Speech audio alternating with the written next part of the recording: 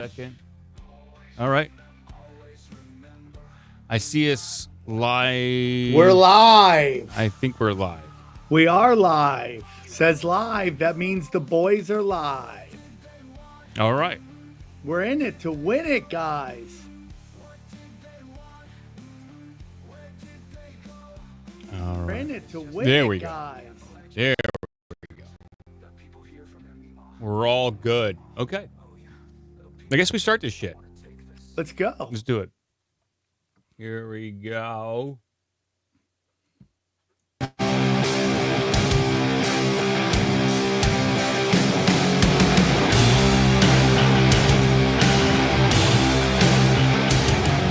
The strange, the bizarre, the funny, and the sad. In a world of algorithmic nightmares, these are the stories you find when you scroll too long.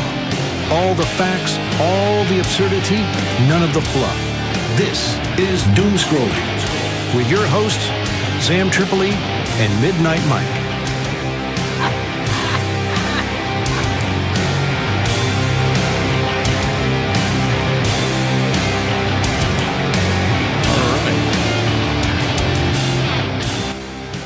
Fire. I guess we're Fire. back.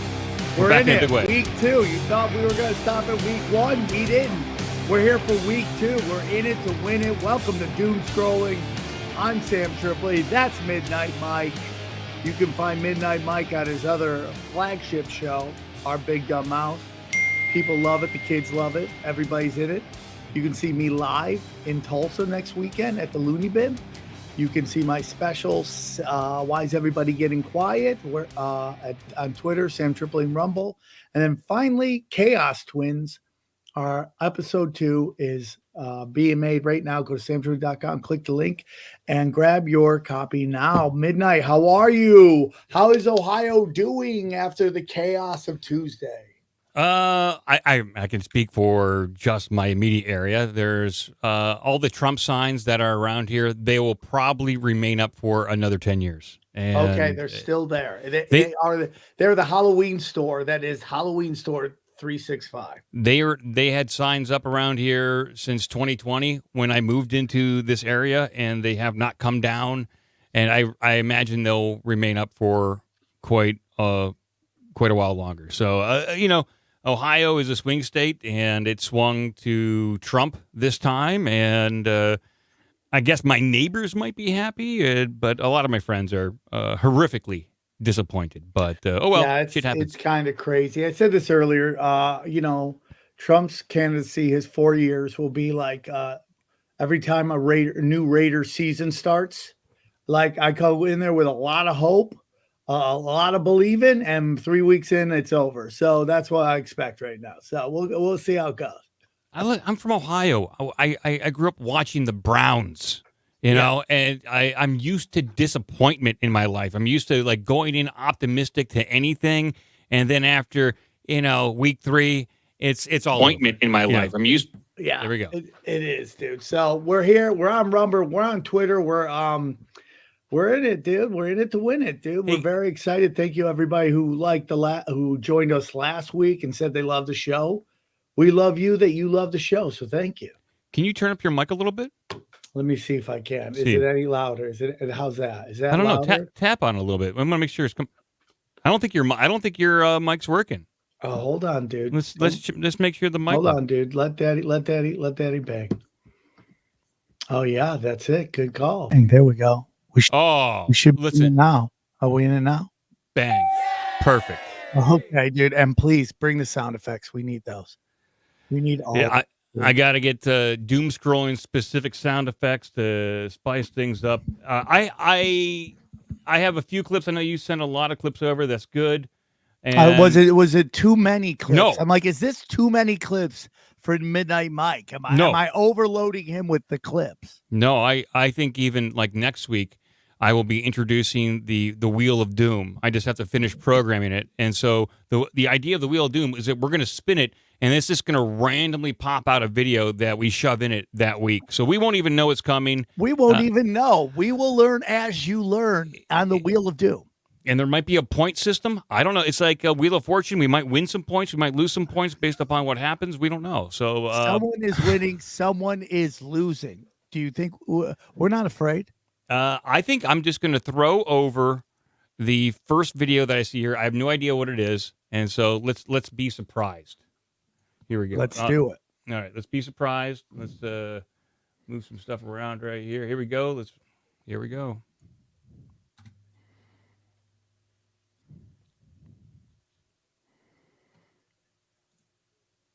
Here we go. Humanoid beings known as the cynocephaly. These stories date back thousands of years and can be found in different cultures and myths all over the world. Sure, yeah. Let's go start from the beginning so we can hear what he's talking about, because I love this clip. Could you not hear it? We couldn't hear the very beginning. Okay. It jumped in like 30 seconds in. All right.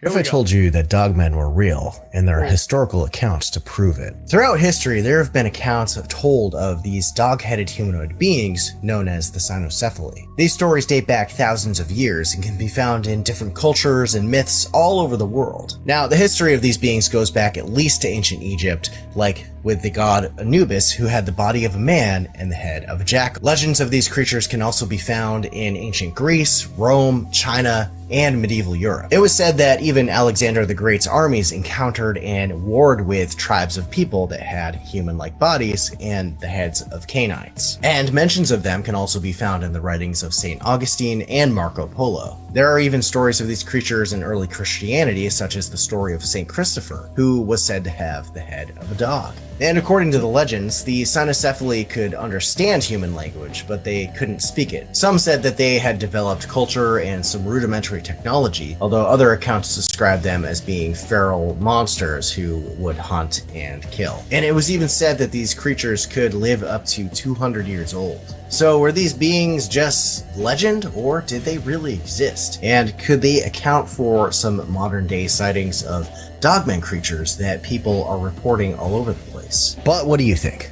I'll see you in the comments. What do we think? I love that, by the way. What is that content creator's name? I love him, by the way. Let's see here if I can go Strangeology back. Or something like that. Beings, no. I'll find out. That's fine. I love that guy. He's great. What do you see? I think you're a cryptid guy, right? Are you a cryptid guy? What are your thoughts on that? So I like the concept of Dogman. So here, from what I know of Dogman, which is probably what everyone else knows, but I'll try to recount it. Dogman is much more rare of a sighting than Bigfoot, and I guess when it comes to Dogman encounters, typically they're much more terrifying. That these are large bipedal wolf-like, you almost say werewolf kind of creatures, but typically the encounters are not very friendly towards the human. And at least from the documentaries I watched, the one specifically called The Beast of Bray Road, put out by Small Town Monsters, they dived right into this. And when they started investigating what was going on Bray Road in that small town, there was a town being basically plagued with dogman sightings. And there was even some like trail cam footage of like an animal carcass being mutilated. And this hunter had been complaining that there was a dogman stalking its property. And he set up a trail cam, and he thought he got it on camera, but all he captured was this white mist that was hovering over the animal carcass. And then people who were continuing to investigate the dogman phenomenon, they had poltergeist-like phenomenon happen in their life. It almost sounds like the mythology and the aura around Dogman has almost the hallmarks of like Men in Black phenomenon. Not like they're like the same thing, but how there's weird paranormal things that happen around these two independent events that is much more than just an upright wolf. It is crazy how they evade us so much, and it makes you wonder: are they just a higher level of species that they can just evade our cameras so well that we just don't get the kind of Zapruder film perfect shot? And even the Zapruder film isn't perfect, but where we kind of get this presentation, it is crazy to me. I too believe in cryptids. I some people in the chat are bringing up Mothman, who seems to be the most gangster of them all because he's the guy who just I'll hang out in Chicago. I'm not afraid. I don't need to be in the woods. I'll fly around Chicago. That's gangster, you know. So are they a higher level of species? Have they escaped from beyond the ice wall? Some people think that these are weird kind of creatures who escaped the ice wall, got in, and then they get kind of hunted down and taken back. It's interesting. Some people think they're Nephilim. That's definitely power. Interdimensional. That's a big part of Bigfoot. Interdimensional. I mean, all we know is it's got to be something crazier because everyone's got a camera on their phone, and so many people can't get a perfect shot of them. And they appear as dogmen to us or Bigfoot, but when a digital or analog camera tries to capture it, they are really, in fact, a mist or some sort of some sort of like ectoplasm that can form only when our conscious eye observes them. I think that there is a phenomenon there, and people are dead serious about what they are witnessing. They believe it. One of the most horrific stories I've heard about Dogman is when Tony Merkel of the Confessionals interviewed Great guy. Yeah, awesome dude. He interviewed this hunter down, I believe, in Kentucky, and this hunter just recounted this story of him and his hunting dogs going out in the woods and encountering a dogman, him barely surviving, and I think one of his dogs being so injured that they basically thought it was dead until they found it maybe a day or two later. But when you listen to that guy tell his story, you know he saw something, and you can still hear the fear in his voice. A guy's called it the observer effect, that we affect what we see. Some people are calling Baron Trump Anunnaki, possibly Nephilim. I mean, it's out there, dude. There's so much. It could be so much stuff, dude. It's crazy. Yeah, I mean, if Baron Trump is a Nephilim, we're in some serious trouble. We are, yeah. We're in trouble. We are in trouble, dude. Yeah. Long and lanky. All right, here we go. Let's do another one here. Here's just another one. Let's make it happen. It's on screen. Here's another one. What's up? Welcome back. Peace on earth. Free energy everywhere. The origins of transferred electricity with the ether. Wireless technology, weather modification in the 19th century. In 1901, Guglielmo Marconi began working on a way to transmit radio signals across the Atlantic Ocean, harvesting lightning. So the skyscrapers, which they say are just for decoration only, the top, that's lightning harvesting, getting the free energy. Only decoration, right? Building the 12th century, they say. Harvesting magnetricity through copper domes. So these buildings, aside from being astonishing, are energy devices. They harvest energy. Copper extracting and processing was not easy, even today. Michigan, California, and Wales form copper. Man, that guy, that is his excited voice. Imagine what happens when he's bored.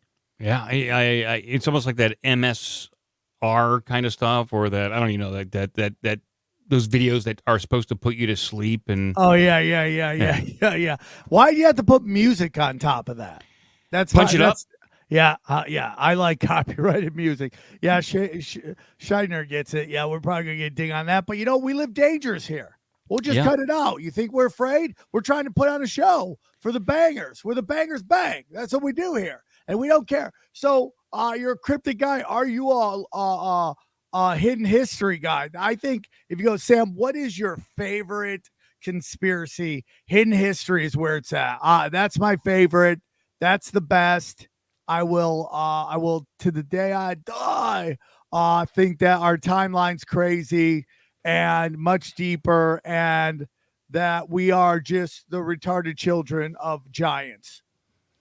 Yeah, I started getting into this a few years ago, and by no means I'm not an expert. I don't dive deep into this topic, but have recently, with the World's Fairs. You've talked about that with Howdy, and how the World's Fairs at the time in the late 1800s, early 1900s was a bit of a controversial thing, at least in our community. Where how did they construct these World's Fairs? What were they for? And then what this person was showing in this book looked like Tesla technology. And that kind of goes into what Old World Florida talks about with Dr. Longo. You know him. Yes, Dr. Narco Longo. He talks about the structures here in America that have, in his theory, they have been here longer than what they are told to us. Like they said, oh, they've only been here for 100 years. No, they've been here, according to Dr. Longo, maybe 300 or 400 years, and that there's this old tech, this old underlying infrastructure of Tesla tech, of power grids and things like that can be used, but they were shut down. And that, I think, is part of a documentary called Old World Order, which is fascinating. I love this stuff. I just don't know enough about it. Have you seen the AI computer video that they did? They took all the pictures from the World Fair, the Chicago World Fair, and made an AI rendering of it, a 3D or even 4D rendering of it. And then when you see it in that way, you go, there's no way they built this in 2 years. It's impossible. Let me see if I can find it. Yeah, it's the most gorgeous thing you've ever seen in your life. And it's just like, why would you build that, and why would you knock that down? It makes no sense to me. Let's see. There's AI Engineer.World's Fair. Let's see if that's it. That's the first one that came back. And no, that's not it. I'll have to find it. And it's crazy, dude. It is so nuts. And you'll go, damn, dude, when you see it that way, a picture's one thing, but to see it in like depth, you're like, holy cow. And they just knocked it all down.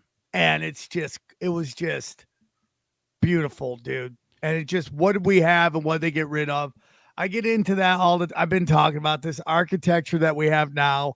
It's kind of meant to make us somewhat uncomfortable. Like, some of it's beautiful, but some of it has just weird angles. Like, I'm sorry, guys. That's my opinion on the Tesla truck. I just don't think it's gorgeous. Like, it's not beautiful. I don't think it's aesthetically pleasing. I think it's got weird angles. I think that's done on purpose. Like, if you look at the old cars, you're like, that's a beautiful car. The old Caddy is gorgeous. This just looks like it literally looks like Elon's chest.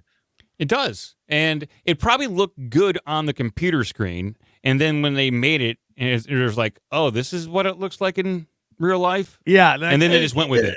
Yeah. There's like, well, it's too late now. Yeah, we can't change it. And it's just like, it's not gorgeous. It doesn't like make your eyes happy. It's not sexy. There are great looking cars out there.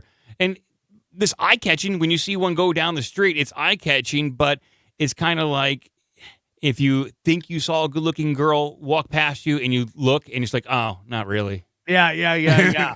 Well, your eyes will do that to you, where like you'll see a woman and everything about her says that she should be absolutely gorgeous. But when you actually take a look, you're like, oh, it's not there. But it's kind of the platinum blonde hair, the push-up bra, the nails, the short skirt. You're like, oh, my eyes tell me this is gorgeous. And then you really look hard. You're like, oh, it's really not. Yeah, like all the elements are there, but they were put together incorrect. Like Mr. Potato Head has all those elements, but it's still Mr. Potato Head. Yeah, 100%. That's what I think about some hot chick. Mr. Potato Heads. Yeah. And that's Elon Musk right there. That's Elon Musk in his truck. That's how it goes.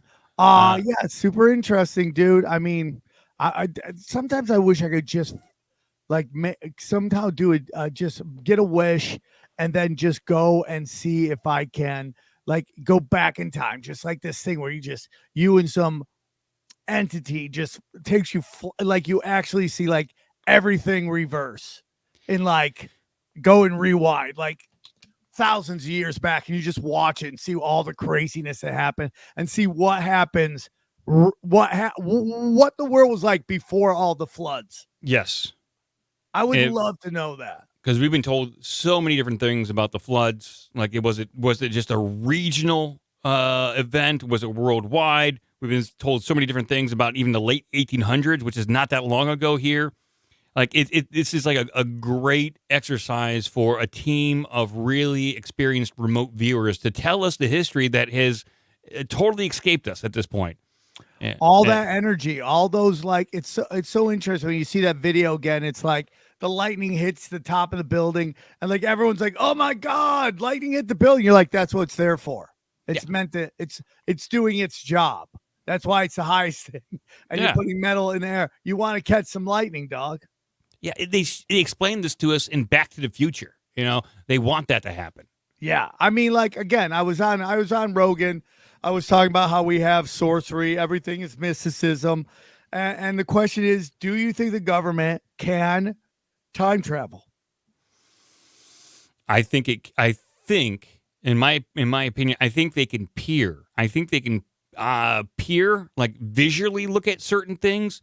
I don't know if they are like John Teeter time cop kind of stuff. At least in our time frame right now. Maybe in the future. But I'm guessing if they built a time machine in the future, they would be here now. Yeah, and things would be different. And then it would go into like, well, if time travel happens, how come Hitler happened? Well, maybe because they want Hitler. Yeah. You ever think about that? So in theory, they can't take out Hitler because that would change the world too much, which possibly could not lead to them ever inventing the time machine. So they have to preserve the timeline in which they invent the time machine, which is one of the theories about aliens and UFOs being from the future. Is like they're coming back here to ensure that they exist 6,000 years from now. They cannot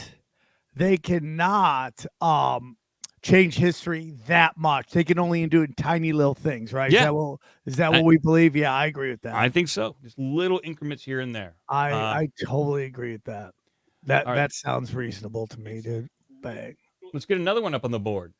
Perfect. Thank you to everybody watching. We got a nice group of people coming in. Bang, bang. I hope you guys enjoy it. Now, Midnight, we were talking about creating a Telegram or something where people can send their videos. Yes. I just want to be honest with you guys.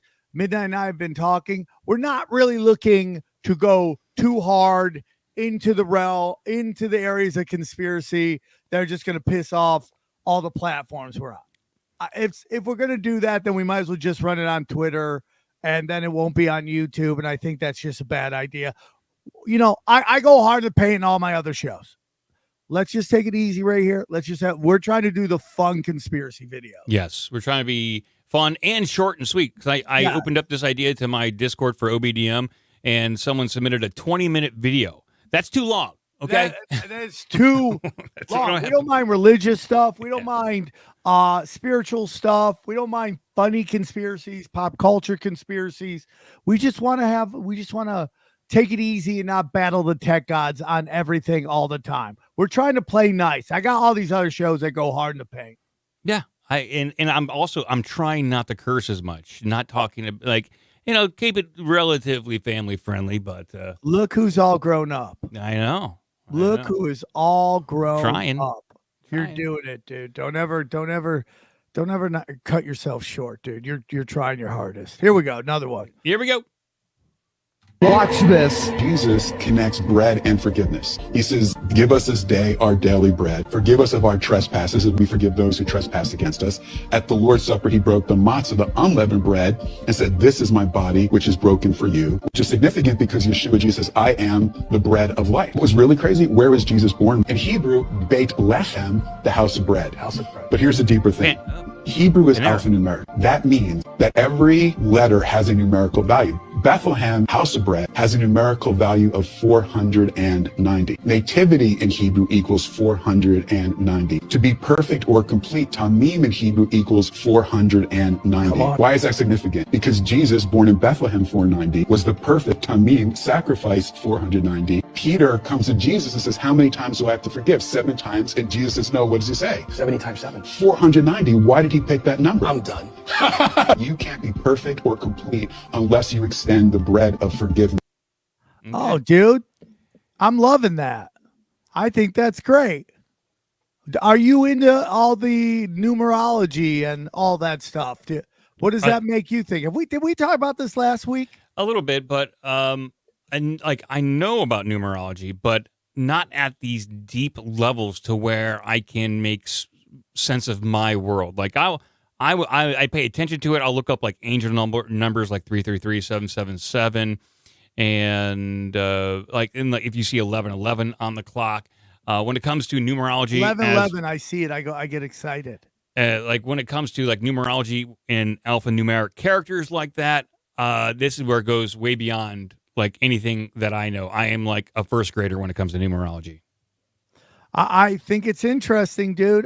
What that guy's basically saying is Jesus was Super Mario. Yes. In this simulation, this computer simulation. That's what he's saying. Everything is binary, ones and zeros, and Jesus was Super Mario.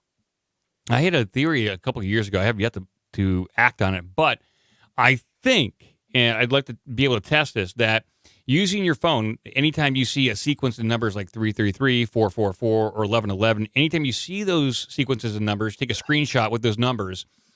Hopefully that will attach a GPS coordinate to it. And then if we have enough people to crowdsource, we could make correlations between those numerological observations and any kind of weird events that are happening in that area. It's a very large application that I haven't had time to build, but I think there is something with the numerology. You got the nexus of it, the idea you want to do, and you can go for it. I think that's a great idea. Like with all the numerology we heard about in that baseball conspiracy, I don't even have a conspiracy, but last week you talked about all the numerology in those baseball games and home runs being hit at the exact same time and the numbers on guys' jerseys. Like there's something pre-planned here. I hate to use the word destiny, but there's something pre-planned around here. Yeah, can you rig a sports event in real time? That's the question. I don't think so. This is from Tally House. Sorry to beat a dead horse. Can you click on that to put it in the screen? I think you can click on it. It goes over the screen. Let's see here. So we could read that real quick. Who is it? Tally House? Yeah, it's if you look at the top, do you see the orange $20? Yeah. Just click on that and let's see if that comes into our or scroll up to where he is and you can hit the plus on there. Let me see. I'm gonna get it. There we go. We'll read that out loud, and then we'll play another video for you guys. You guys give us $20, you make us holler. That's how we go. It's called Sports. Okay, here we go. This is from Tally House. Is that how you say it? TLALLI House. Sorry to beat a dead horse, brother. LOL. I don't know. I don't know. Have you had a chance to look up Lee Brown's speech about hip hop prophecies or Hopi prophecies? I think it'll drop the hammer of the gods on whoever learns it. Loyal to the foil. Thank you, brother. Thank you, brother. We will look into that. If you know anybody who is an expert in it, email me. I'll contact them and we'll talk some Hopi. We'll get into it. I'm all about the prophecies, dude. Deep. Someone was telling me the other day, that was the booker Mark Stevens. He was telling me there is some, I think it was him, argument that the Armenians are Cherokee. I would love to tell people I'm Cherokee, dude. That would be the best. I get so much ass. Hey, is that Dane Cook? Is that the Dane Cook in our comment section?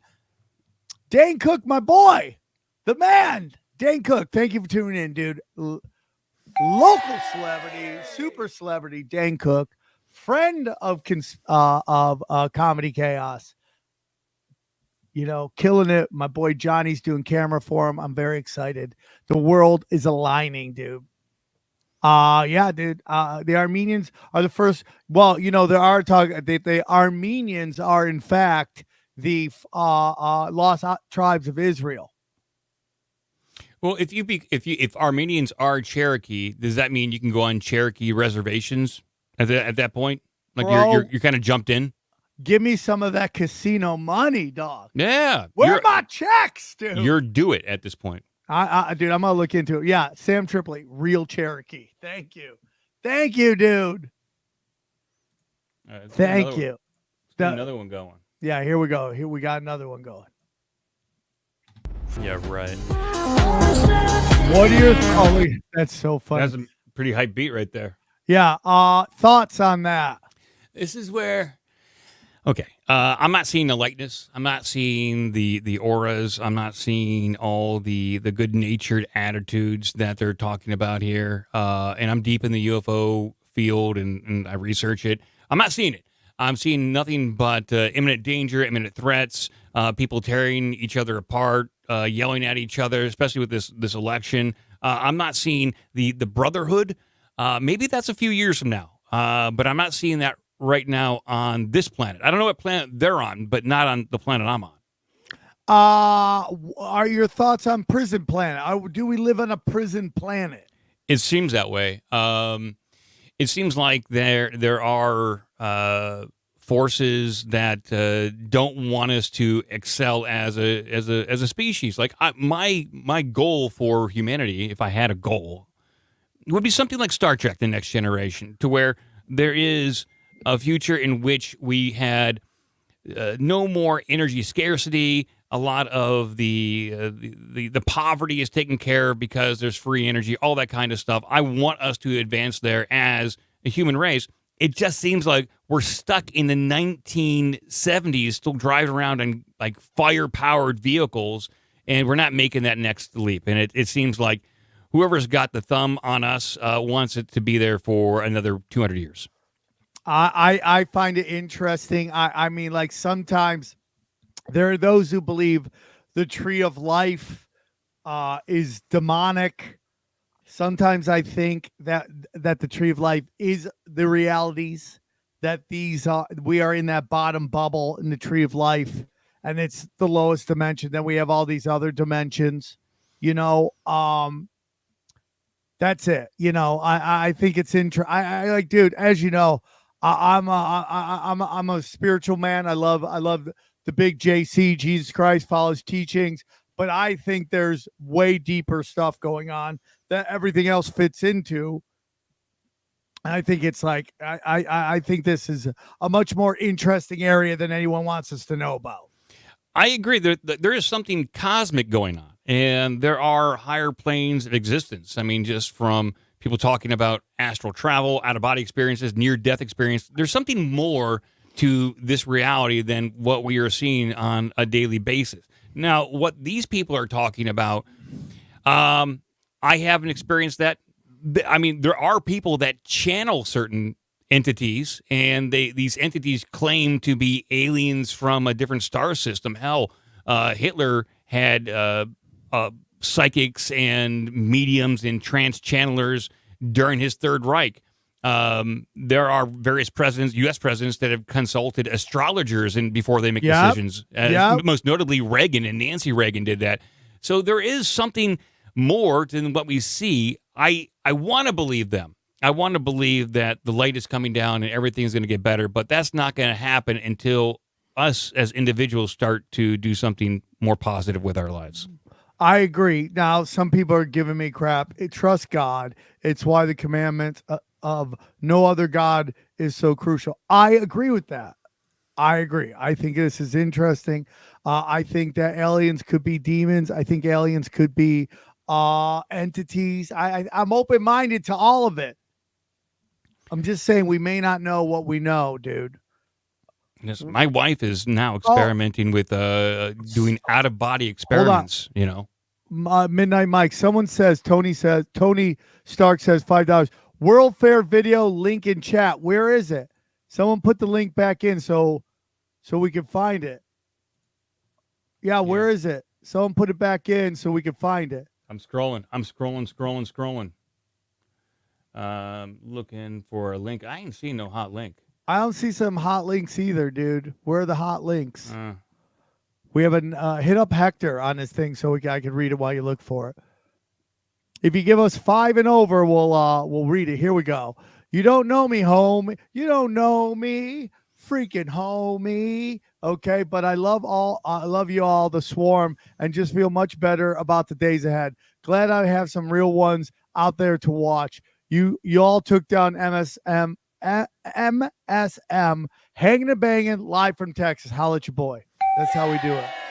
Oh, YouTube blocks links. Yeah. Okay. Okay. Now, guys, if you send it to my Twitter, put it in Twitter. I'm looking actively at my Twitter. I can take it and I can send it to Mike right now. Yeah, just throw it in our secret Telegram. Throw it in our secret Telegram. I'll throw the link in there. I could throw it. I could actually text it to him. Just at Sam Tripoli. It's not a big deal. You can do it. I can do it. I believe in you. While we wait, let's do another video, please. Here we go. I don't know what this is, but we're going to find out right now. Did you know that it's actually completely impossible for sound to travel in an empty vacuum? That's right. That's what this guy did in this study. He simulated a vacuum and then put a bell within it, and he starts banging it as hard as he possibly can, and absolutely no sound is produced whatsoever. So how is this possible that on the Apollo 16 mission, the astronaut is banging on metal and you can hear it in the empty void of space? And then he opens and shuts his cooler, and you can also hear that in the empty void of space. Oh boy. That's right. Just look into the Apollo 16 mission. It's not going to really make any sense because no sound can travel in space. And did you know that sound comes before light? Sound actually produces light. So how is there even any light to record these videos in the empty void of outer space? It just doesn't make any sense to me, folks. But of course, I'm making all of this up, and I'm a total conspiracy theorist. However, I do know that if you pass a sound wave through an air bubble in a vat of water, it collapses upon itself and produces light. Perhaps the stars are actually sound and light in the waters, the etheric waters in the heavens above. But of course, I'm also making that up. But sound needs a physical medium through which it can actually pass through so the sound wave can continue. I'm upset by this. Okay. What do you guys think of that? What do you think of that? It said something interesting that gets me going, okay, where's this guy come from? When he says sound travels quicker than light, did he say that? I felt like that's what he said. Yeah, I don't think that's true. I think the only thing quicker than faster than light is spooky action. Right? Yeah, like quantum entanglement, I suppose. Yeah. But what he said about the Apollo mission and them filming and them banging on the spacecraft and it producing sounds, like, okay, that's interesting. I think what he's getting at is that the Apollo, at least parts of the Apollo mission, were faked, possibly on a soundstage. Maybe that's what he was getting at right there. I mean, that's a great question. What is your thoughts on that? Oh, on the moon, faking the moon. Yeah, and, what is your thoughts on that? So I have to put myself in the position of like a high level propagandist for the United States, and we wanted, like, at that point in time, we were in a space race with the Russians, and it was critical for us to win that space race. So as opposed to just putting everything on our NASA Apollo mission working and just getting to the moon, I probably would have said, listen, we're going to film some B-roll down here on the ground, and we will mix it in just in case everything doesn't work, in case we can't get a good video, in case something blows up. At least we have our footage down here that we can kind of edit in to complete the overall narrative of this mission. And so it was probably a mixture of real and fake, and they edited it together to create one complete story of us making it to the moon. Okay, interesting. You know, it's there's a lot of talk when we talk about FFs. We're not going to say the word here, but we're going to say false flags, that they film a lot of the stuff. So, you know, one thing that they were talking about is how they were running this film to kind of test, for NASA to test it like as a dry run. And then you kind of go, well, did they just use that? Did they just Jennifer Lopez it and just put out the sample as the song, which she has been accused of. Do you want to go to check out the $10 Mac Pause?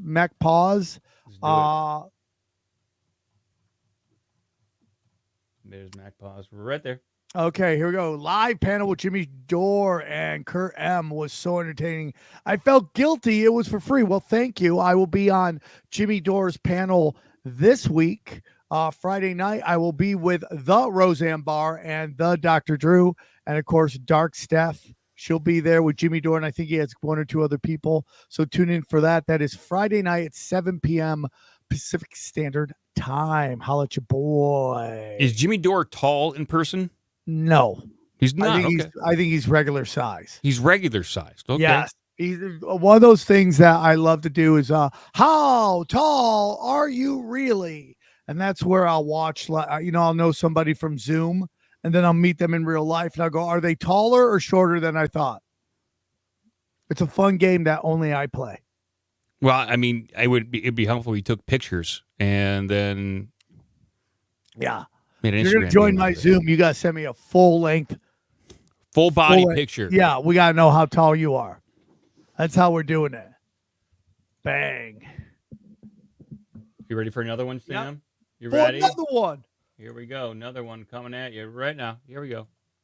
So you know the U.S. election is coming up, right? Yeah, I do know that. You know, it just seems to be the case where they are always choosing the worst of the worst. Of course. It's to be their leader. Bro, we showed up, and I was like, yo, don't take me to your leader. Don't. I don't want to go to them. Yo, take me far away as possible from your leader. Take me to your homie. You know what I mean? Show me like what you do for fun. Yeah. You know what I mean? Take me to your beautiful nature enclave. Take me to the forest, bro. No leaders, dude. Take me to the river. Throw me in the water. It almost makes me want to step into human politics, and shift back into the form I did in the 80s. Don't do that. It will corrupt you. I don't know, man. It will corrupt you. You think so? I know so. Because I can shift into my human form and help these guys out. I know you could. I really think I would. What do you think happened to Nancy Pelosi? You're right. We lost her a long time ago. She was a Flavikian. Yep. And look at her now. Human corruption is it's a lethal poison. Bad. Oh, it's just fire, dude. Excellent. That was excellent. Very well done. Do not take me to your leader. Take me to Tony Hawk. Show me Tony Hawk. Show me how he rides. This is Tony Stark. Did you tag Sam Tripoli? Not official Tripoli, but Sam Tripoli. SamTripoli. Because I can't see it, brother. Or you can send me a message, but I can't see it, brother. You can't see it. Brother, I can't see it. Brother, I want to see it, but I can't see. I can't see. Okay? Send it to me because I want Midnight Mike to see Tataria in 3D. I'm looking to learn something. Yeah, I mean, we're trying to teach the people. Sometimes the people teach us. That's what we do here. We're not afraid. I'm going to play something a little different for you. I like this. I like this. Just to mix it up, this is a little different, okay? Because you're an LA guy, and maybe you remember this. When I look like this, my guys challenge me to lose 20 pounds. Me, Tommy Lasorda, the guy who loves to eat. Well, I lost 30 pounds in 3 months with Ultra SlimFast. The plan was easy. I have a delicious shake for breakfast, one for lunch, and then a healthy dinner, even pasta. And I don't feel hungry. The pounds drop off, and I feel great. This is the first time I ever lost anything and felt good about it. Ultra SlimFast. Give us a week. We'll take off the weight. Let's do it. I love it, dude. God bless Tommy Lasorda. Tommy Lasorda hit on my girlfriend way back in the day, many moons ago. What year was this? Dude, it had to be like in the 80s or 90s, just slinging it. So this is post SlimFast. Yeah, I mean, dude, when you're the manager of the Dodgers, you still got a shot. You still got a shot. There's some chick who just wants really good seats, and she doesn't care. And she's slinging it too. Think she's afraid? So what'd your girlfriend say? No. And I go, dude, did you mess up or what? You should just let him hump you for a little while. Get those tickets, dude. We're talking box seats. Yeah, we're talking from Tommy L. You sit next to what's her face from Entertainment Tonight. You could sit next to live Larry King. Okay, you could sit next to Larry King. Then he would have slung it at you. And Larry King definitely would have. I mean, that guy had like 11 wives. Yeah, he was. I mean, dude, he was just knocking bottoms out tens. You know, until the end. Until the end. He was banging tens and then banging the 10 sisters, and the sisters were like, "What am I supposed to do?" Bang. Yeah, I mean, it is live from the L.A. It's Larry King. Do you think Larry King got sad when the other Larry King was in the Lincoln scandal? I don't. Which Larry King was that? Was that what was the Lincoln scandal? I'm not familiar. That is the one with what is that? The Lincoln scandal? What is that? What was the scandal? The one involving Boys Town. Oh boy, yeah. Anything involving boys, you know that not good. The OG Larry King is going to be like, I can't cover this story. We're not going to cover this story. I can't cover this story. I can't dirty my name. How am I going to get these 10s and their sisters? That's like Howard Stern versus Howard K. Stern, the guy who was the attorney for that Nicole something. I forget. But Howard Stern had his arch nemesis with the same name too. So. Oh, that's so funny. There's actually a Joe Rogan out there that owns JoeRogan.com, and Joe Rogan always wanted it, and the guy just kept raising the price of it, and Joe's like, I'll just take .net. Yeah. And who even knows if there's still a JoeRogan.net? Do people even visit websites anymore? In fact, I'm going to go to JoeRogan.net right now. JoeRogan.net. Maybe he has some dates up there that would. Yeah, this is JoeRogan.net. JoeRogan.net has been taken over by the Chinese, apparently. By some weird Asian. Is that for real, dude? This is JoeRogan.net goes right here. Maybe we need to go to JoeRogan.org. Maybe he started an organization. Maybe he got so rich that he just. Deceptive website ahead. I can't. Joe Rogan's trying to fish us, so we shouldn't do that. Okay, do not do that. That is so cool. Let's go to JoeRogan.com. Maybe he just ponied up once he got all that Spotify money. He's like, fine. See, Joe Rogan. Yeah, he got it. He finally bought it. He got the money. He got the money together finally. Okay. He finally bought it. All right. Or somebody else put it together. And it's just like, why not, dude? The guy's like, why not? All right. I mean, like, what does Joe Rogan technically need a website for? Isn't anything he's on his website? Yeah, I guess it's kind of like your business card at this point. Like if you're anybody of importance, I suppose you need to have it out there. So I'm going to tell you something. I think the guy who said he sent us the video is lying and trying to play games with us. And it's like did you ever see that occasionally where like on Twitter, on Instagram, they would just be like, check your DMs. You go there was nobody there. And like, so why are you excited about making me do that? How do you know I did it? Do you get any, you don't even know if I went. This is how they get their jollies off. Yeah, Stark. Is that how you get your jollies off? Huh? Listen, he's not going to help us learn. Third. Look at this guy, Smedley Butler III. He says, thanks for bringing up my grandpa on Joe Rogan. Oh, we lost him. Sorry, dude. Smedley Butler III, really? Yeah, if you go into the comment section, you can find him. Legend. And so we have... he's saying it's his grandpa. We do have this. I love you guys. Piss Army and Swarm unite. Okay? I would like to... Kwa? I appreciate your time. Oh, he wants a Kawawa. Is that something from your podcast? Yeah. Kawawa. That's Joe Biden saying Kawawa. Kawawa. Joe Biden trying to pronounce Asian names. Now, is your army of piss? Yeah, it's a piss army. Yeah, we have a piss. Instead of Kiss Army, Piss Army. Hey, can you click on the Smedley Butler one so we could, he gave us $5. We have rules here. $5, make you holler. I'm going to see if I can find Smedley Butler. Piss Army in the house. We also have Tony Stark to say, I just put it, he says, check it again. Yeah, okay, I did check it again. It's not there, dude. You're just trying to get us out there, get your weird rocks off. He's crazy. Just getting your rocks off, dude. It's not there, bro. I checked my messages. Not there. Okay? Playing this weird game of like, oh, I sent you a link. I really didn't send you a link. We're in on you. Let's do Smedley Butler's on screen. Yeah, Smedley Butler. Thanks for bringing up my grandpa and Rogan. If the world only knew of the FDR plot of the international banking family who installed and removed. I mean, dude, that's really your grandpa. I respect you, bro. I respect you even if it's not your grandpa, unless you're lying. He probably could walk into any conspiracy convention and get laid by anybody. It's like my grandpa saved us.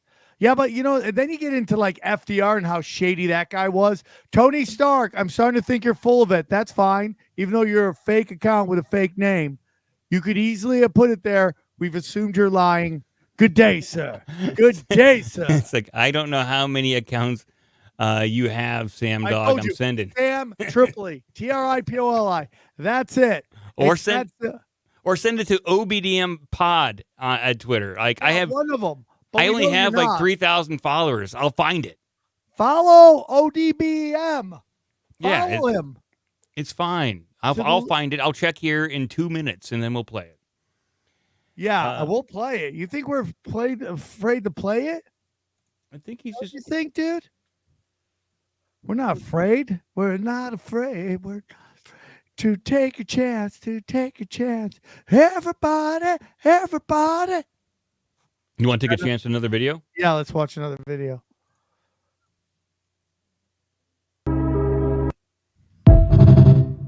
The Stargate. That is what they believe is the weapons of mass destruction. So the headline up above that video was like British Army found Stargate in 1928 in the Sudan, and that person speaking was Richard Doty. A very controversial figure within the UFO conspiracy community. Why? Why is he controversial?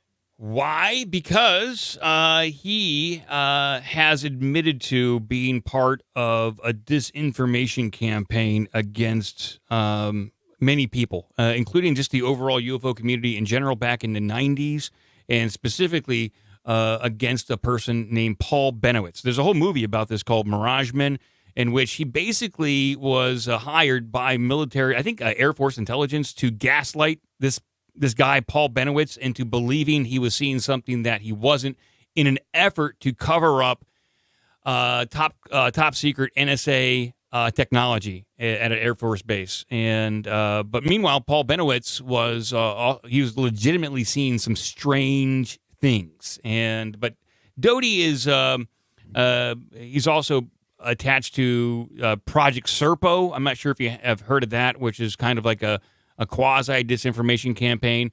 He has since come out and apologized to everyone and claims to be telling nothing but the truth. Okay, yeah. Okay, you can't do that. First of all, who admits to being in a disinformation campaign? So, yeah, exactly. Like, in the beautiful thing about disinformation is that the best disinformation is mixing true things with made up stuff, so people can't tell. So some of what he's saying could be legitimately true, and it's meant to discredit the true shit.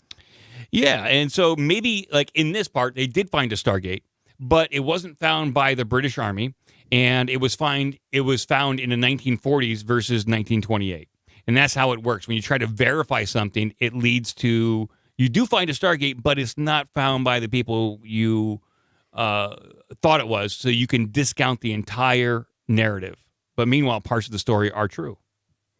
Yeah, it's crazy, dude. I mean, it's some deep shit right there, dude. You ever see the movie Stargate? Yeah. You think that's disinformation? Well, that could be a form of disclosure. Like everything that Doty just told us about Stargate matches up to that movie from the year 1999 starring Kurt Russell, where they found a Stargate in the desert in the 1920s. In that movie, they figured out how to use it in the early 2000s. They go through it, and they essentially find a replica of the Giza pyramids. And what Doty is kind of alluding to is basically the movie. So which one came first, that story that he told or the movie? Oh, that's interesting, dude. He's just riffing. What is this? Was this the end of the plot of Usual Suspects, where he's just looking on the wall, make up the story while he goes? I want to believe that Stargate story has an origin beyond the movie and beyond what Richard Doty told us, and I think there's probably a kernel of truth to it. I think there's some very deep stuff going. Like we said on Tinfoil Hat, like the Men in Black, are they just astral projecting? I mean, that's definitely possible. Why can they walk through walls? Why can they just show up places? Well, it's like, and again, if you tell this story to somebody who doesn't understand it, they'll never get it, right? You can't just, because I was having conversations with people and they're like, oh, do you got videos of it? I go, yeah. And then they go, where? And you go, I don't know, because you didn't save the link in your head. So you didn't tell them where to go. So, I mean, it's interesting, dude. It's interesting. What do you think Men in Black are? Man, well, I think there's a couple different versions, and I think the human versions are an elite intelligence group based out of like the Air Force. But as with everything on Earth, we emulate things that have already been occurring. So I think that there are these weird, almost, you can say, paranormal versions of the Men in Black, and then we have our versions of it that do much more terrestrial things, and we're just emulating what they do, and in an effort to understand the UFO phenomenon and not panic the public at whole. So they'll go, they'll put some boots down, to make sure people don't talk. But the intangible, the more paranormal versions of the Men in Black, I think they're to put the smackdown on the more occult aspects of the UFO phenomenon. Oh, you mean to go in there and regulate and be I think okay. they regulate the magical side of it, whereas our human Men in Black, they regulate the physical side. Interesting. I'm in on all of it. I think we just try to emulate what's already going on, even if we don't know what we're doing as humans. We emulate stuff, we fake it till we make it, and then we can allegor it and just make it with our minds. Yeah. Let's get another video going. Here we go. This one right. I'm really sad about Tony Stark lying to us. It was just like, what weird joy do you get out of that? What do you expect from an alcoholic technologist? He's probably father on alcohol. Yeah, father of the guy who invented rockets. Yeah. Here we go. Oh no, this is a .move. Okay, I can't play that one. It's a .move file. So sorry. That's all right. I will fix that. I'll create a script to fix that. Here we go. Did you know the electric chair was once considered the more humane form of execution? I'm KP Burke, and history isn't boring. Your teacher was. The traditional form of capital punishment in America was death by hanging, but that was getting a little too gruesome post-Civil War. Enter Alfred P. Southwick, a dentist who used one of his old dental chairs to invent the electric chair. That's right, a dentist. Keep brushing, kids. How can we safely utilize electricity? Should we go with direct current, as championed by Thomas Edison, or alternating current? The idea of one of Edison's former employees, Nikola Tesla. Alternating current versus direct current. AC versus DC, AC-DC. Not that one, but don't worry, we're still on a highway to hell here. In order to show how dangerous his rival's alternating current was, Edison would utilize underhanded means to have AC used for the execution of death row inmate William Kemmler on August 6, 1890. After the first blast was sent through Kemmler, the prisoner was still alive. After doubling the voltage, Kemmler finally did die, but not before smoke came off his body and the room started to smell like, well, you get the picture. Despite the first botched attempt, within 20 years, the electric chair was now mainstream. It even had famous chairs like New York's Old Sparky, New Jersey's Old Smoky, Louisiana's Gruesome Gertie, and Alabama's infamous Yellow Mama. That's all I got for 90 seconds, but watch the next video for something even I wasn't expecting. KP Burke, good friend, great comic, great podcast called American Losers, and it's basically where they say that the history is written by the victors, so he likes to study the losers. And that was a great video. And that's kind of crazy, dude. That the hanging was getting so gruesome. They're like, okay, let's find a little easier way. Let's shake and bake these people. Yeah, it maybe it's cleaner, but then you have to deal with the smell.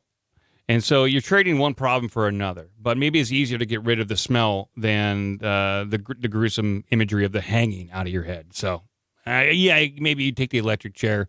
But then the next evolution in executions was the gas chamber, I guess, or maybe lethal injection. I'm not sure.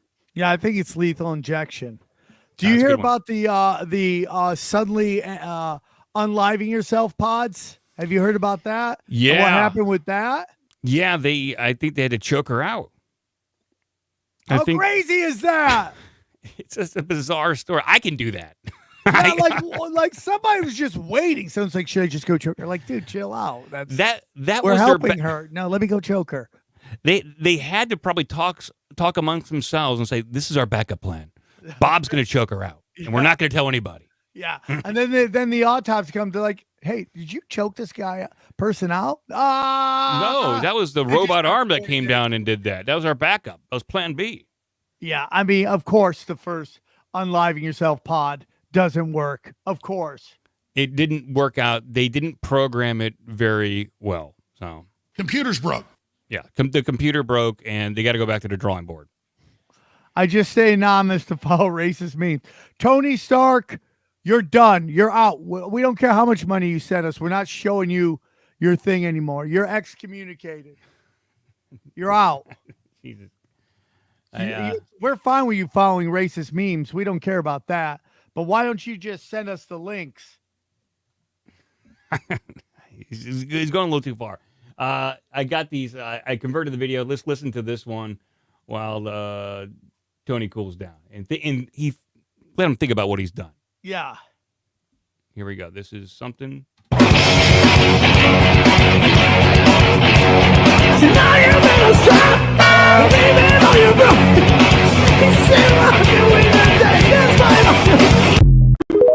What? That was just a guy using sound effects during a cover of a Led Zeppelin track. So I don't know what that means. It's just a goofy little thing. You know, this is what happens when you're doom scrolling, Sam. Sometimes you don't know what you find. You don't know what it is. You don't know what you find. Yeah. You don't know. Hey, can you put TJ's comment, because it's very important. I think it's the political talk we need on this show. Yeah, Trump said thick Latinas will not be deported. Thank you. Yep. Thank you. Yep. Thank you. It's real. I think that's what he said. Badasses to the front of the line. You could feel it. You could feel it too, and you could feel it. That was Fred from the Howard Stern show singing. Was it? If it was, if that's Fred from the Howard Stern show, he's doing a great job. I don't think I feel like you would be a big Stern fan. Who? You. Oh, I'm a huge Stern fan. I have the entire Howard Stern archive from 1990 until Artie Lang left, and I'm going back and listening to Howard Stern right now when he hit Sirius. Like, yeah, I love Howard Stern. Yeah, at least old Howard Stern. Now, new Howard Stern, the new woke Howard Stern, not so much. Okay, dude, I found some stuff here. It's a long video, but you can pull it. Here we go. I'll send this to you right now. You think I'm afraid, bro? Oh, yeah, this is it. You think I'm afraid, dude? I'm not afraid. I'm not afraid. I'm just going to send it through the text message, and then you could just pull it and do whatever you want. It's 5 minutes. We don't have to watch all of it. Sure. Let's do it. Okay, I just sent it to you. Dude, it's Copy. crazy. Let me see right here. Boom. Bang. Pow. That's how I do it. Oh, and they colorized it. The nice. video I sent you. Yeah, they colorized it. Damn. Let's take a look. Here we go. More than 130 years ago, the city of Chicago, Illinois seemed too grand to be real. This was the location of the 1893 World's Fair, also known as the Columbian Exposition. It's beautiful. At the heart of this historical phenomenon was an ephemeral metropolis known as the White City. The fairgrounds sprawled over 600 acres, featuring more than 200 monumental structures that defied imagination. The Manufacturers and Liberal Arts building alone covered nearly 32 acres. With the capacity to fit 4 of the great Roman Colosseum inside and seat 300,000 people, its vastness was almost incomprehensible. One of the event's most iconic images is the 65-foot golden statue of the Republic, gleaming in the sun and towering over the central lagoon of an elaborate canal system. Borrowing ideas from ancient Venice, visitors could cover more territory by traveling in Venetian-style gondolas through the canals that spanned most of the fairgrounds. How crazy is that? This is insane. I know this is like AI generated, but what they're actually talking about are real structures and real timelines and the space that they occupied. These are generated from real pictures. This is insane to have walked through this at that point in time. Yes. Imagine that. And then they're like, yeah, they're going to knock it all down. Yeah, They're hell like, with it. It's done. We're done with it. Just blow it up. Yeah. Why are we knocking it all down? No. You put so much effort into it. Why would you just take an axe to it at that point? Yeah, why would you do that? We got to put up an IHOP, and Walmart's coming in. We got to knock this crap down. We got to build a strip mall for these churches. Let's watch a little bit more. I'm curious. Norway even sailed a full-sized replica of a Viking ship across the ocean to be put on display. Approximately 27 million people from around the world were introduced to foods that have since become universally recognizable, such as peanut butter, Hershey's chocolate, Pabst Blue Ribbon, Cracker Jacks, Juicy Fruit Gum, and Vienna sausages, to name a few. I love them all. The integration of electrical power into nearly every aspect of our lives can, in many ways, be traced back to this event. Electricity lit the night, with the grounds illuminated by more than 100,000 incandescent light bulbs, a recently patented invention at the time. Technological marvels such as the first practical electric automobile and the first electric kitchen with an automatic dishwasher were also introduced. Damn! The entertainment area brought to the public the concept of amusement parks, with attractions, sideshows, international villages, and the first widespread use of souvenir merchandise like postcards, coins, and other memorabilia. Interestingly, spray paint and the concept of whitewashing can also be traced to the fair. So, interestingly enough, President-elect Trump just came out and had a massive policy pitch. He's saying he wants to throw a massive birthday party for the nation. Did you hear about this, Sam? No, I'm in though. I'm already in. So listen to this pitch and see if there's any parallels to the World's Fair. So Trump's latest idea is to enshrine Americans' greatness is to throw a country's most spectacular birthday bash that will last 1 year. In 2026, the U.S. will celebrate its semi-quintessential or quarter millennial birthday. And to commemorate the anniversary, Trump is proposing a 12-month-long salute to America. And so what he wants to do is have a great American state fair featuring pavilions from all 50 states nationwide, have nationwide high school sporting contests, and the buildings of Trump's National Garden of American Heroes with statues of important figures from American history. And he wants every state represented at this fair. And so there would be a fair section for New Jersey, so you can go experience New Jersey. It's almost like a larger version of Epcot Center that Trump wants to put on for a year. Dude, that's crazy. And where's he doing that? I think, let's see here. I think they're suggesting it's going to be in Iowa, the Iowa State Fairgrounds. Yeah, I mean, it's kind of crazy, dude. Yeah, I mean, dude, again, I'm going into Trump's next 4 years with a lot of hope, fully knowing he could go off the tracks. Yep. You know? Oh, absolutely. I'm just enjoying it. I'm just going to enjoy it. Hey, guys, real quick, you go up. There's a couple great super chats. Here's Jimmy the Lip. Jimmy the Lip, local celebrity, everybody, part of the OG class of 2000.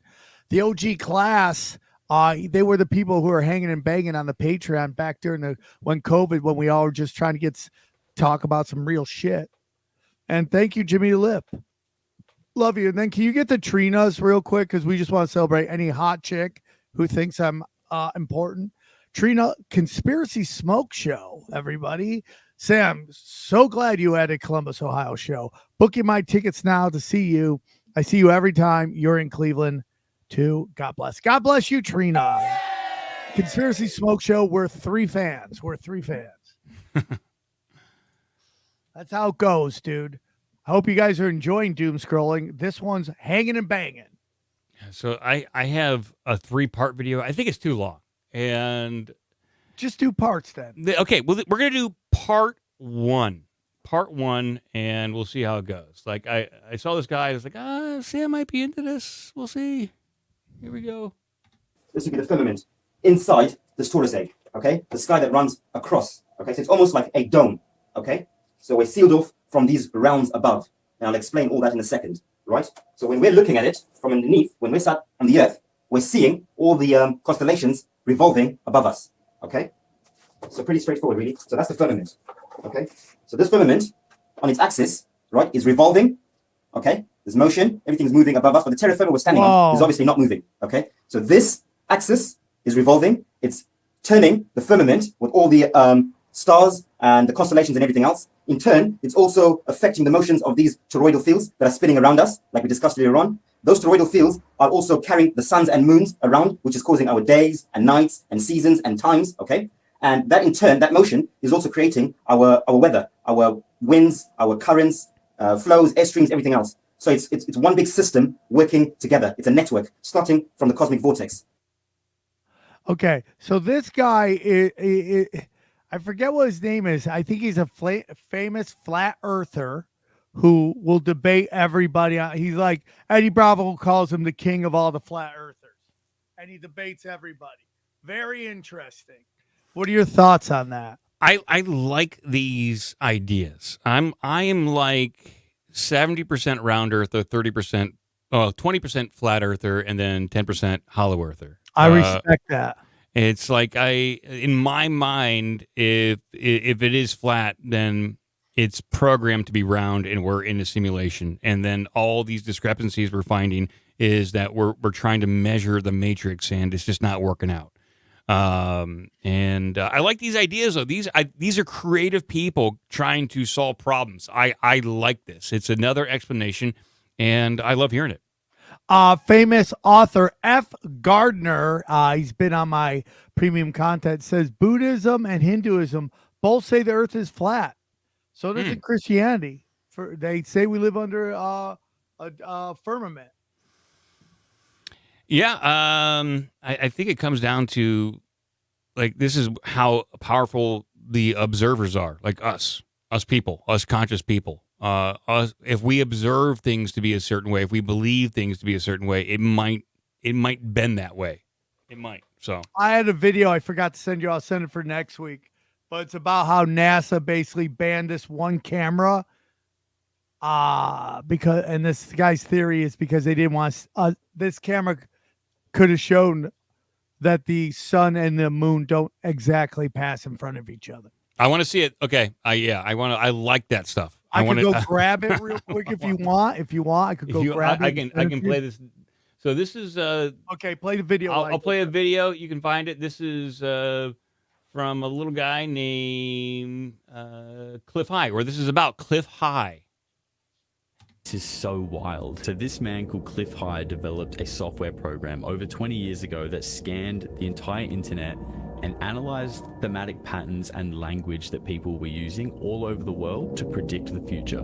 Cliff High believed in our individual subconscious intuition, but he also believed in our interconnected consciousness that we all draw from whether we're aware of it or not. So using a technique that he called predictive linguistics, he wrote a program that was able to analyze all the keywords and phrases and thematic patterns and assigned them an emotional value. It then uses a formula to gauge our emotional tensions and write a report on events that will happen in the future. Now, these predictions all came with a precondition that Cliff called temporal markers. And that's kind of like a precursor event, like a trigger event. I love Cliff High, just want you to know. The prediction will come true. So the prediction will not happen until or unless the temporal marker or the trigger event happens first. So what did this program predict? Way back in 2009, this is crazy, honestly. The software program reported of a battle in our skies that got chaotic and out of hand between military jets and UFOs, and also, interestingly, UFOs against other UFOs. And this would mark the beginning of an era where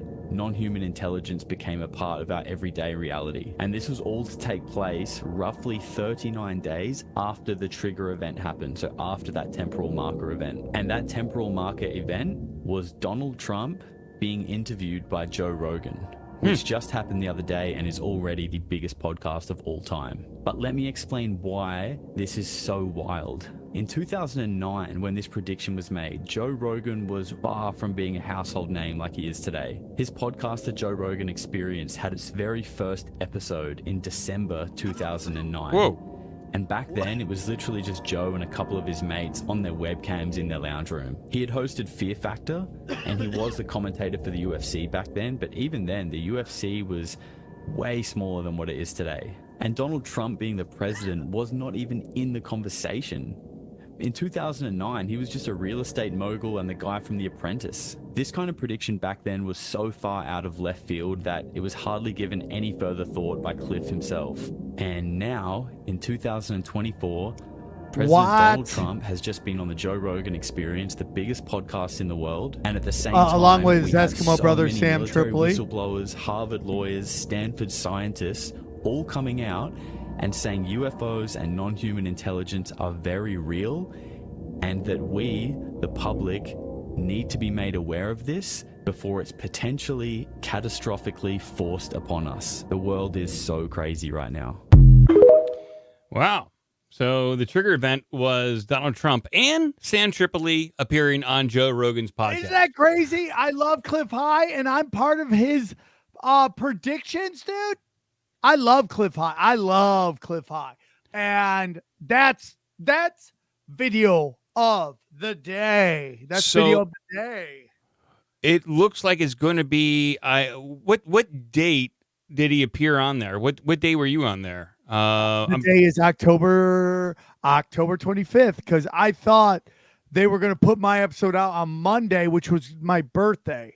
So I was going to be like, oh, I'm on the Joe Rogan Experience on my birthday. Bang, bang, pow. So, yeah. No. Okay. So I'm looking for, so you said October. Okay. Let's see here. Let's see. I'm trying to make it. October 25th. Oh, and then you're doing like what day? Oh, yeah. What day is this going to happen? And it looks like it's going to be the last week of November. Oh, shit, dude. So the last week of November, that this supposed sky battle between UFOs and our fighter jets, U.S. fighter jets, is going to take place. According to Cliff High. Hey, dude, listen to me. We got 90 days until Trump gets sworn in. Whatever happens in those 90 days is going to be chaos. Yes. It's chaos. Insane. I say chaos. So, man, what is the exact day? Come on, give me that math, dog. What is the exact day that we're gonna see some? I'm trying to get my date. Lucy's in the sky with diamonds. October 25th, you said? October 25th is when it dropped. No, okay. Yes. So they interviewed him on that day and released it on that day. So yes. So we're talking about December 3rd, 2024. Aliens are coming, and there's going to be a sky battle. That's it, people. Aliens! They're coming.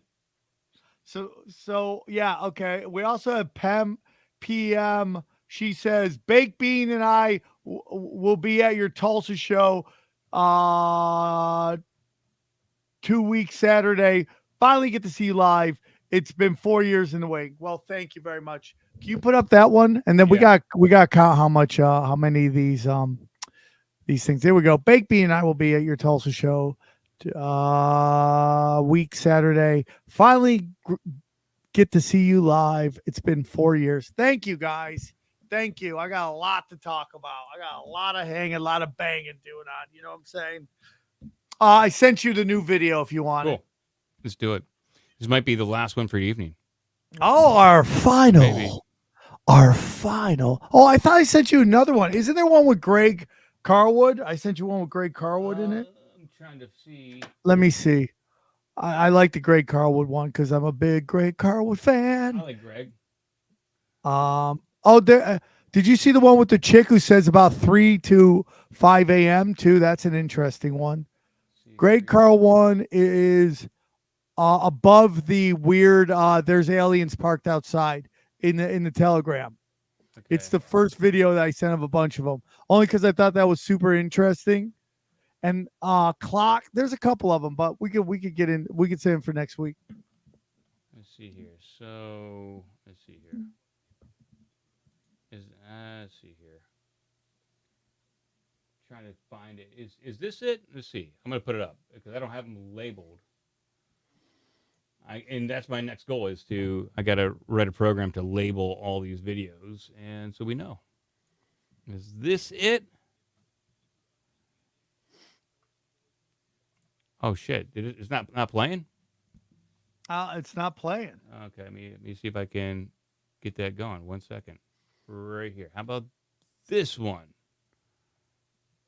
What gives you a deeper understanding of twin pillar symbolism is trying to wrap your head around the actual single pillar. The number 11 itself looks like two towers. It's two lines, two vertical lines, which associates it as well with Gemini and Gemini symbolism. So I came across so much symbolism with the two towers, the twin pillars. But the single pillar, the unified pillar, is underemphasized. Isn't that kind of interesting? And when you're talking about the single pillar, in my opinion, you're talking about the world axis. It's the unified symbol, the ultimate unification symbol here, which is why also number 1 is just a straight vertical line up and down. It's a world axis. People who are really interested in the Bach saga say the same thing about the letter I. They say that the I is a symbol of the world axis, that spiritual pole, and that the dot on top of the I literally is the pole star. Whew. Bro, I am in. Anytime you bring up Bach saga, I'm in. And even though there's a war going on between the Bach saga guys and the Florida guys on how much homoerotica is happening in the Bach saga, I'm still in. My conspiracies can have the gays in them. I don't care. Nothing I'm wrong with being explored. And here's Daddy. I think Game of Thrones is based on the Bach saga. Interesting. Okay. I hadn't heard they that before. Reverse it and invert it. Let me reverse it. Let me invert it. That's what I think happened right there, dude. Craig Carlwood goes insanely deep into this stuff, deeper than a lot of people, and I wonder if it all gets to him at a certain point in time. And you go deep too. Does does all this information ever get to you at all? No, because at the basis of what I believe is like you affect your world. Like there is the fear of World War III. Obviously that can happen, but I just know everything is mysticism and they're trying to run spells on us. And I know my magic that inside me that we all have is stronger than them. So it does not affect me. When I know what they're doing, I cannot fall for allows me not to fall for their tricks. That's how I feel. I'm right there with you. More information, the better. I think so. The more you know what they're doing, the better it is. There's one more video. Can you take the chick who's right there who has the dreads talking about the truth about 3 a.m. to 5 a.m.? Because I've heard that a lot. The truth about... Yeah, let's do that. Yeah, I'm kind of... okay. Yeah, I'd like to hear her take on this. I would too. I'd like to hear anything she has to say. This has been a great show. Sam, all your hats, LA hats, are gay. I'll accept that. Yeah. I'll accept that. I am immune to evil sorcery because I know they're gay. All right, let's find out about 3 a.m., 4 a.m., and early morning. We all may like to about the truth behind the times of 3 a.m. to 5 a.m. And I'm about to tell you, exactly what the fuck be going on at that time. Let's get into it. Basically, during this time, the veil between our realm and the other higher realms of existence is thinnest at this point, right? Okay, I'm in. Everybody's been told that. I'm in. But did you know that at this point in your time, if you get woken up, it's called the ambrosial hour. And it's actually a huge energetic boost for all of us that naturally we wake up during the night. Sometimes when our soul, aka our higher self, wants us to use this energy to be in the creator mode of this reality. So if you ever played Minecraft, you know what the fuck I'm talking about. It's actually a great time for you to be in the purgatory. You're not dead, you're not alive, but you're on the other side. Because did you not know, friend, that everything that we're doing is a dream right now? Yes! Even when we go to sleep, we think we're sleeping. We're not sleeping.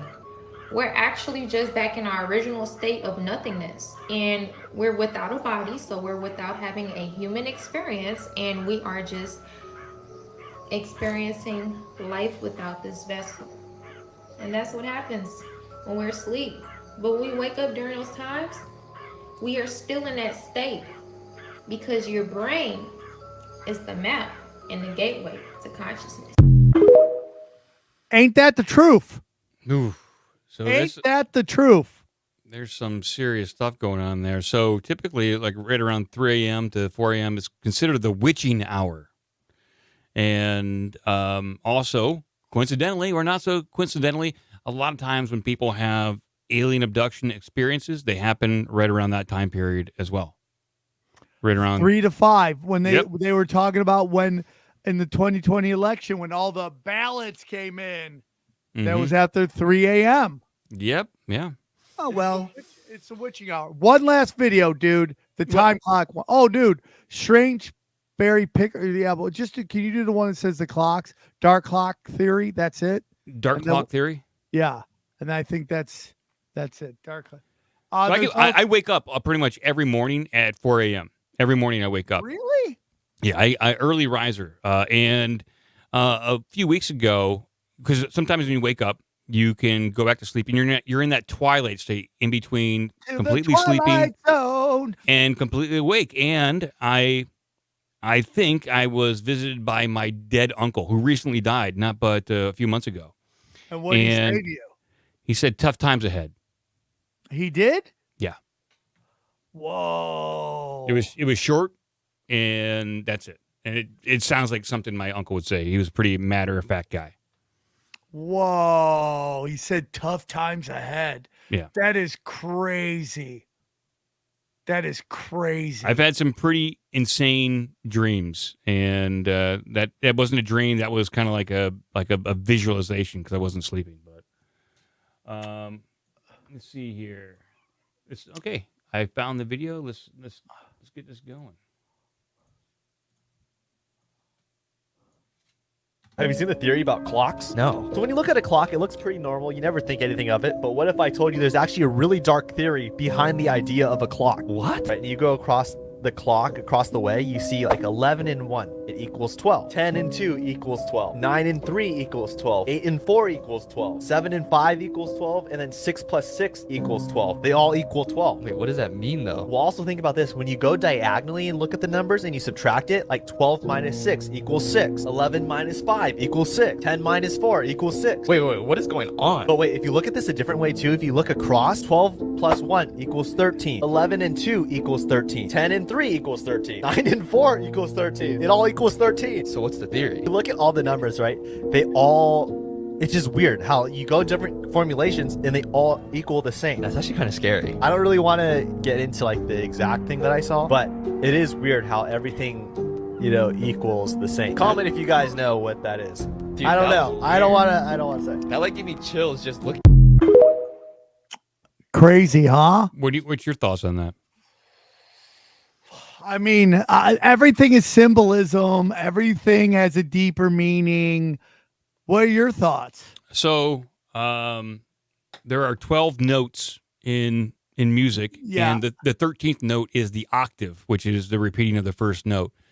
And some hardcore out-of-body people are saying that there are 12 templates, 12 realms, but the 13th being the octave, the highest one. And each one of the 12 below it have different flavors. Some is like the typical heaven, some's like the hell, but they're all templated. They're all very similar. They're all built off to the same blueprint. There's just more of everything and higher levels of control. And so I guess everything comes back to the 13th, and the 13th being the octave. And it seems like it makes a lot of sense when you think of music and mathematics, and like everything is kind of in the same area. You just got to put it all together. Everything and is the mirrored. theory that we have 13 months, that we're going off a 12-month calendar. Yep. We had 13 months. Yeah.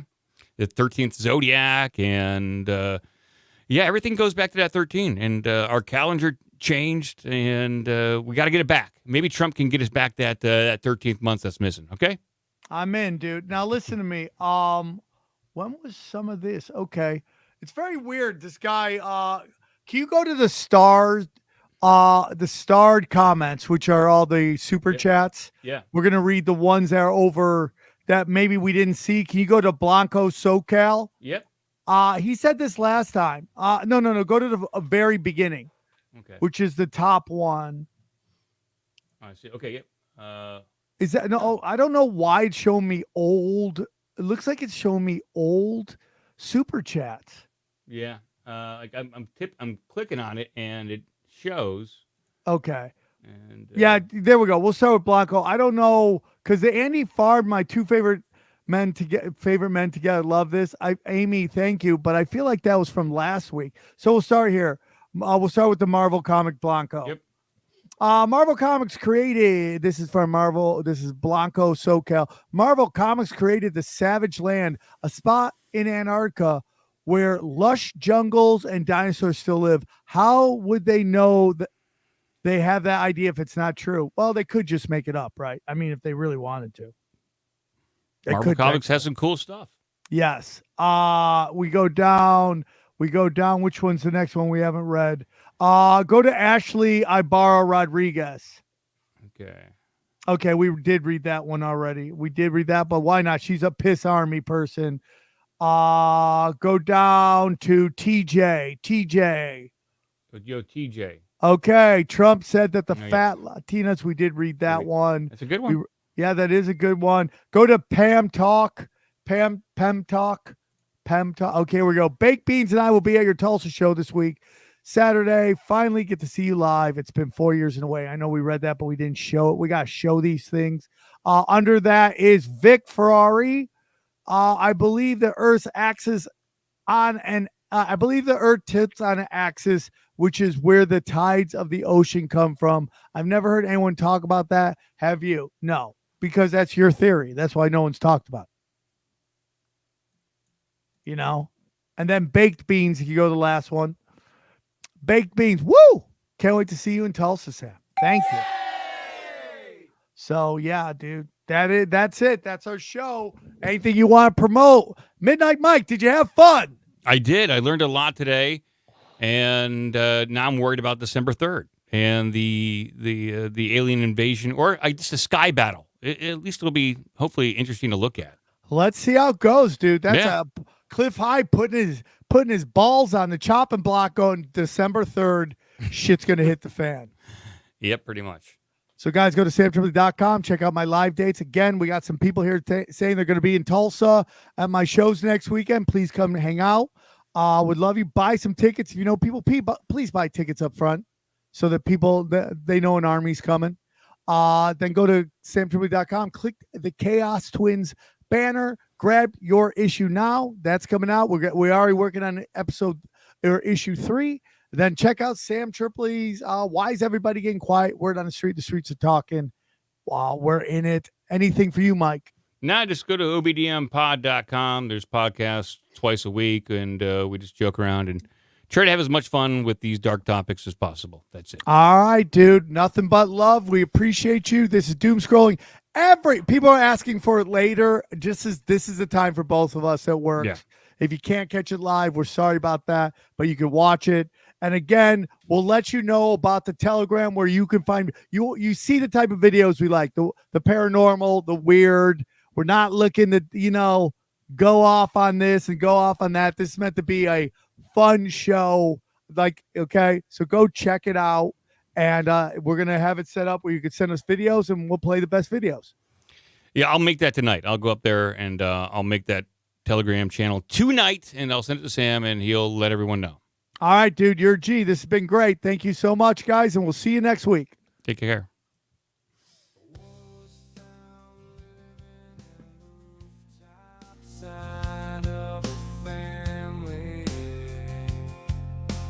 Grocery store in Michigan.